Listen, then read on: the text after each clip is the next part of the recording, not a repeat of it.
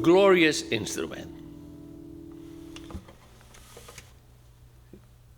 One of the requests that I had from Miguel Rodriguez, this was 1983, was that he made me a guitar really conceived for classical music, but made out of cypress. This was about the time when it was in style to make varnish that was really orange. And when I picked it up, it was, I couldn't believe how orange it was. And I was kind of put out by it because I thought, why did he make me a guitar that is so orange? But she was beautiful. And when I played her, and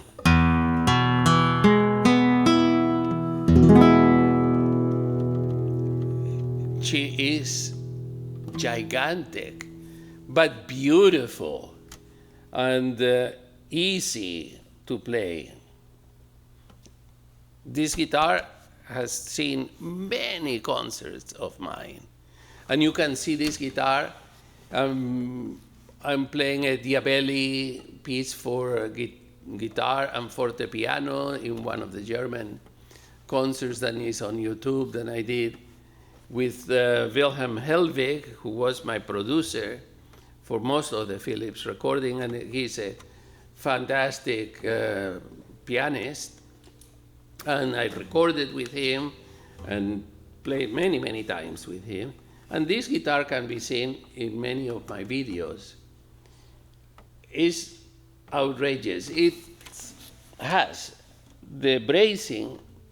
When Rodriguez wanted to do a guitar that was mainly going to be played for flamenco, he did have one thing: he didn't put the transversal brace. He thought that the transversal brace gives a little bit stiffer action, and that for if you're going to play rasgueados for a long time, you want a little bit more give and take in the resistance of the strings. So that's how you can tell many times, not always, because if he had a piece of wood that he thought it had the stiffness that it didn't need the transversal brace, he didn't put it. But this one is, of course, you can see that it has the same brace pattern as his regular classical guitars, and it's just one of my favorites.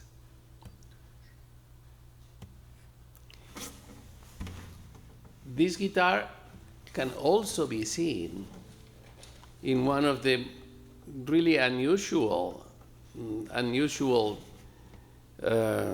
projects. I was asked if I would play for a Dove commercial. I ended up doing several Dove commercials.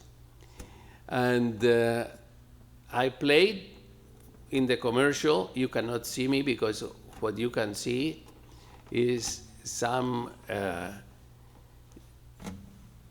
women using Dove soap, and it's about Dove soap. But this is the guitar that I use in that Dove commercial.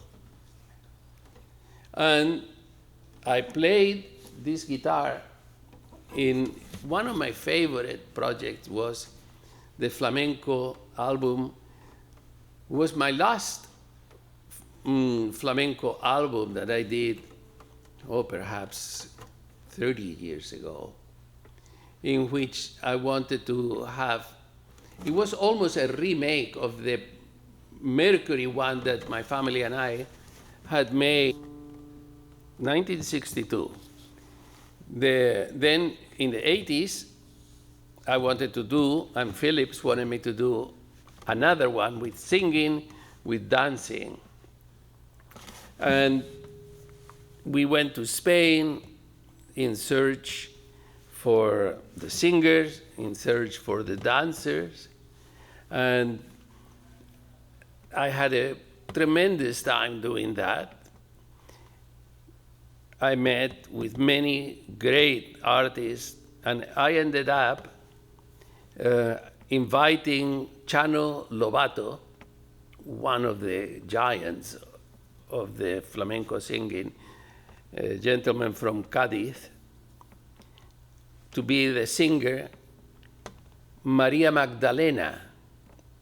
Maria Magdalena, most of you would have seen her in the movie Carmen of Carlos Saura, and she's the flamenco teacher teaching a class when Paco de Lucia and the producers, they all come in and they choose one of her students to be Carmen.